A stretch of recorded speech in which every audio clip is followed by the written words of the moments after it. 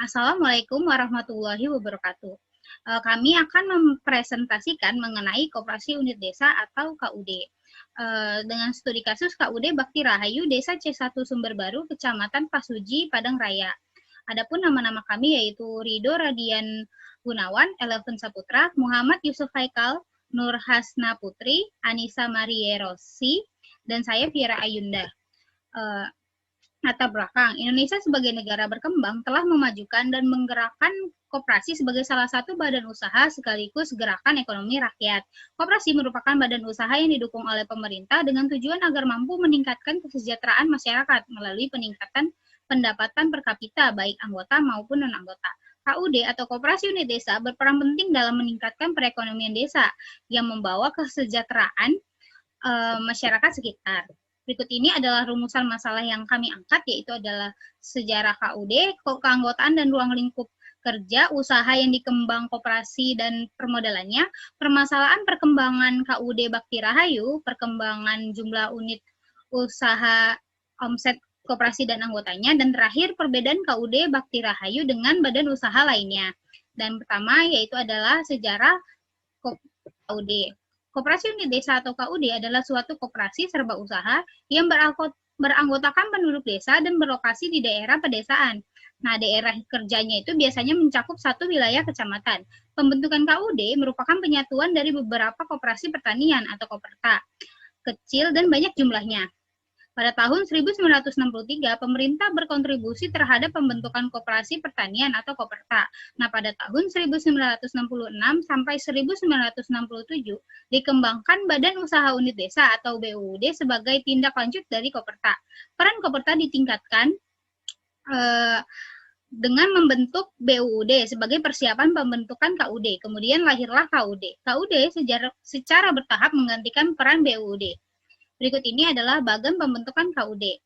Nah, karena adanya bantuan pemerintah, muncullah gagasan pembentukan pusat KUD oleh para pengurus KUD di berbagai daerah. Kemudian pada tahun 1973 terbentuklah pusat KUD pertama di Yogyakarta. Kemudian tahun 1977 muncullah gagasan membentuk induk KUD dalam forum Munaskop ke-10 di Jakarta. Kemudian pada tahun 1979 melanjutkan dari forum Munaskop sebelumnya, diadakanlah forum pertemuan antar pusat KUD di Tretes, Jawa Timur yang disebut sebagai Pertemuan Tahunan Puskut se-Indonesia pertama.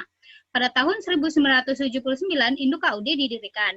Kemudian pada tahun 1980, induk KUD mendapat pengesahan sebagai badan hukum koperasi dari pemerintah. Nah, teman-teman, selanjutnya saya akan menjelaskan mengenai keanggotaan dan ruang lingkup kerja pada KUD Bakti Rahayu.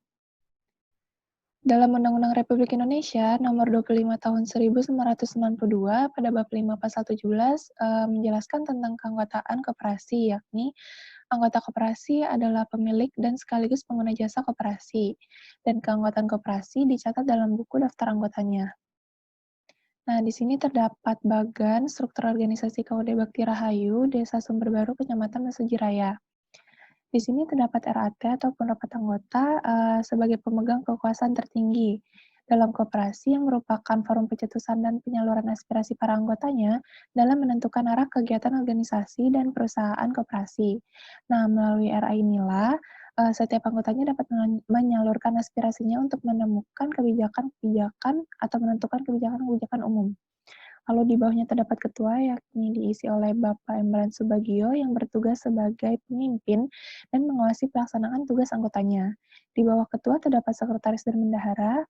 Ini sekretaris diisi oleh Bapak Sutisno yang bertugas, dan tugas umumnya ini, sekretaris ini menyelenggarakan dan memelihara pembukuan organisasi ataupun menyelenggarakan surat masuk maupun keluar. Di sebelahnya terdapat bendahara diisi oleh Bapak Wardianto yang bertugas sebagai menerima dan mengeluarkan uang terutama dari anggotanya, lalu membuat perhitungan SAHU juga. Nah, di sini terdapat kepala unit SP diisi oleh Ibu Siti Kaulil Latifah dan wakil unit SP oleh Bapak Muhammad Taufik. Keduanya ini bertanggung jawab langsung kepada ketua yang bertugas sebagai mengevaluasi setiap pemohon dan pembiayaan, dan menandatangani surat-surat akad peminjaman. Lalu di sebelahnya sini ada Kepala Wasarda atau Kepala Wasarda yang diisi oleh Bapak Hari Pramoko, di bawahnya terdapat staf transportasi diisi oleh Bapak Joko Purnomo, lalu di bawahnya terdapat anggota. Nah, teman-teman, pada KUD Bakti Rahayu ini kan berperan sebagai wadah peningkatan produksi pada perkebunan maupun pedagang, serta meningkatkan kesejahteraan para anggotanya. Adapun ruang lingkup KUD Bakti Rahayu itu, yaitu yang pertama sebagai penyedia sembako, yaitu ataupun kebutuhan pokok dan pupuk. Lalu yang kedua, penjualan peralatan perkebunan. Yang ketiga, simpan pinjam. Yang keempat, pinjaman modal usaha dan wasarda, lalu yang terakhir terdapat kursus komputer bagi para anggotanya. Nah, kegiatan yang paling dominan di KUD Bakti Rahayu ini merupakan simpan pinjam. Hal ini disebabkan karena yang menjadi anggota KUD Bakti Rahayu ini pada umumnya merupakan para petani dan buruh.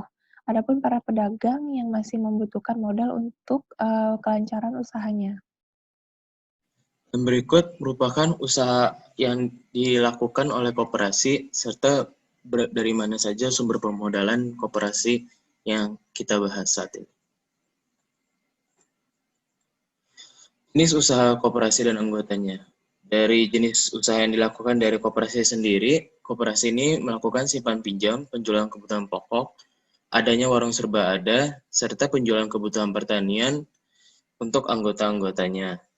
Nah, untuk anggotanya sendiri, mereka melakukan jenis usaha perdagangan, perkebunan, buruh, dan juga menjadi petani. Sumber permodalan dari KUD ini ada dari simpan pinjam anggota, kredit bank BRI, serta usaha perdagangan koperasi yang dilakukan dari sumber permodalan koperasi ini. Baiklah, di sini perkenalkan saya Ilatan Saputra dari Departemen Geofisika dan Meteorologi menjelaskan tentang permasalahan perkembangan koperasi unit desa Bakti Rahayu. Tapi sebelumnya saya mohon maaf karena tidak bisa mengaktifkan kamera dikarenakan terkendala terhadap webcam laptop saya. Oke, perkembangan satu koperasi suatu bahan dan usaha itu dapat dilihat dari beberapa faktor. Nah, menurut Saleh dan Ismail tahun 2015, itu ada faktor yang mempengaruhi dari perkembangan suatu permasalahan koperasi unit desa, dilihat dari beberapa aspek sebagai berikut. Yang pertama itu, manajemen keuangan usaha koperasi unit desa yang kurang berjalan dengan baik. Nah, yang kedua itu kemampuan dan proporsionalisme sumber daya manusia koperasi yang kurang memadai. Yang ketiga, tingkat pendidikannya juga masih rendah, tingkat pendidikan karyawannya, maksud saya. Yang keempat itu, partisipasi anggota terhadap hak dan kewajiban yang masih rendah juga. Yang kelima itu, karyawan koperasi tidak mengikuti perkembangan iptek. Yang keenam, belum adanya pembinaan dan pengawasan terhadap penggunaan dan pinjaman. Yang ketujuh, jumlah tenaga pembina koperasi yang tidak sebanding dengan luas wilayah dan jumlah anggota yang dilayaninya. Di sini, dalam menganalisa permasalahan perkembangan koperasi, kami dari kelompok 1 itu mengambil data dari penelitian Lilik Maritim Utami 2018. Nah, data yang pertama yang saya akan analisis itu perkembangan usaha koperasi unit desa Bakti Rahayu di Desa C1 Sumber Baru. Tahun 2012 sampai 2017, usaha yang ada di koperasi tersebut dari tahun 2012 ada usaha simpan wajib dan simpan pokok. Di 2013 itu tidak ada penambahan usaha yang ada di koperasi. Sedangkan 2014 muncul lagi usaha yang ada di koperasi tersebut, yaitu pinjaman dan penjualan pupuk. Terus 2015 kosong, 2016 juga ada penambahan usaha yaitu jual sembako dan peralatan perkebunan, dan 2017 terakhir yaitu usaha kursus komputer. Nah, data yang kami dapat tersebut dapat juga kita analisa bagaimana sih permasalahan koperasi tersebut. Nah, koperasi tersebut dilihat dari jenis usaha belum berkembang dengan baik. dikarenakan terdapat jenis usaha yang belum dari tahun ke tahun tidak mengalami penambahan. Contohnya di tahun 2013 tidak ada usaha di koperasi. Namun dari inovasi penambahan usaha mengalami perkembangan, yaitu dari simpan wajib dan simpan pokok, mereka juga mengambil inovasi baru, yaitu pinjaman dan penjualan pupuk.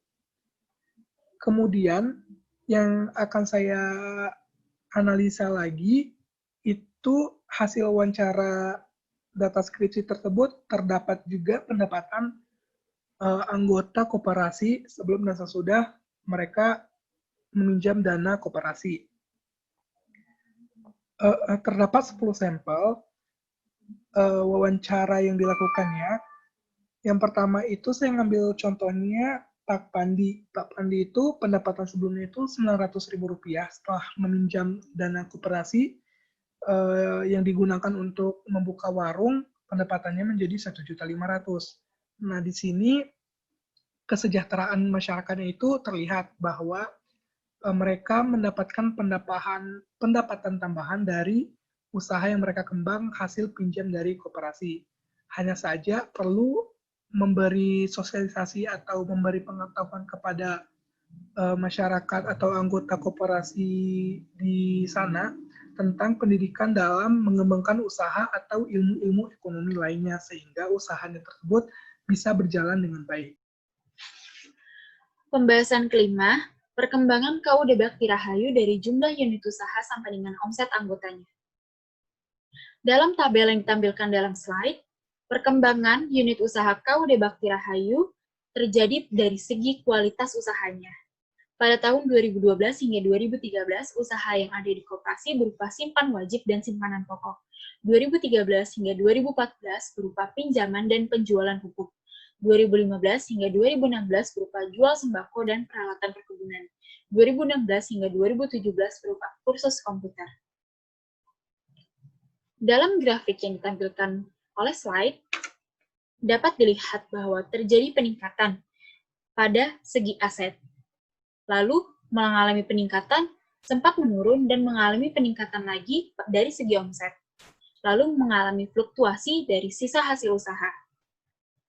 Peningkatan terbesar dalam aset dan omset terjadi pada tahun 2015 hingga 2016, sedangkan sisa hasil usaha terjadi pada tahun 2014 hingga 2015, yang mana sisa hasil usaha tersebut dibagikan oleh 50% untuk anggota, 16% untuk pengurus, 8% untuk badan pengawas, 4% untuk ketua kelompok, dan 4% untuk dana pendidikan, serta 18% untuk kas KUD. Dalam grafik yang ditampilkan dalam slide, perkembangan pendapatan anggota KUD Bakti Rahayu mengalami peningkatan dari sebelum dan sesudah bergabung dengan KUD. Hal ini menunjukkan bahwa KUD Bakti Rahayu memiliki peranan yang penting untuk masyarakat sekitar. Perbedaan KUD Bakti Rahayu dengan badan usaha lainnya. Oke, pertama-tama akan saya jelaskan dulu perbedaan koperasi dan PT atau perseroan terbatas secara umum terlebih dahulu. Namun kali ini saya akan hanya menjelaskan prinsip dasar dan tujuan dari koperasi dan PT yang sudah sangat jelas berbeda, di mana koperasi bertujuan untuk mensejahterakan anggotanya, di mana anggotanya tersebut memasuki koperasi secara sukarela. Sedangkan PT lebih difokuskan untuk mencari keuntungan semata. Seperti itu. Untuk informasi lengkapnya teman-teman bisa cari referensinya di Dokter Ekonomi. Baik, berikutnya, ciri khas KUD Bakti Rahayu berdasarkan Undang-Undang Nomor 25 Tahun 1992. Yang pertama berdasarkan sejarahnya, atas dasar pemenuhan kebutuhan dan juga peningkatan kesejahteraan anggotanya. Jadi sifatnya sukarela, seperti itu. Kemudian yang kedua, dari jenisnya. Jenisnya di KUD Bakti Rahayu ini ada dua sektor yang mendominasi, yaitu perkebunan dan perdagangan. Dan otomatis, di bagian keanggotaan, yang mendominasi adalah petani dan pedagang. Seperti itu. Kemudian yang keempat, ciri khas dari KUD Bakti Rahayu ini adalah solidaritasnya luar biasa. Di mana mereka berasas kekeluargaan dan ditunjang dengan sumber daya manusia yang berkualitas sehingga terjadi peningkatan jumlah pendapatan setelah adanya KUD Bakti Rahayu ini. Baik, jadi kesimpulannya, KUD Bakti Rahayu Desa C1 Kecamatan Mesuji Raya Padang didirikan sejak 10 Maret 1995. Beranggotakan 397 orang, pendanaan berasal dari Bank BRI, kredit, simpanan pokok anggota dana usaha perdagangan. Oke, KUD Bakti Rahayu menyediakan sembako atau kebutuhan pokok dan pupuk, penjualan peralatan perkebunan, simpan pinjam, pinjaman modal usaha, dan waserda serta kursus komputer. Perkembangan KUD Bakti Rahayu hanya terlihat dari kualitas, bukan kuantitas. Ciri khas KUD Bakti Rahayu yang sesuai dengan UU nomor 25 tahun 1992 antara lain dari sejarah pendirian, jenis usaha, keanggotaan, dan asas kekeluargaan. Saya Ridho Radin Gunawan dari kelompok Koperasi Unit Daerah pamit undur diri. Wassalamualaikum warahmatullahi wabarakatuh.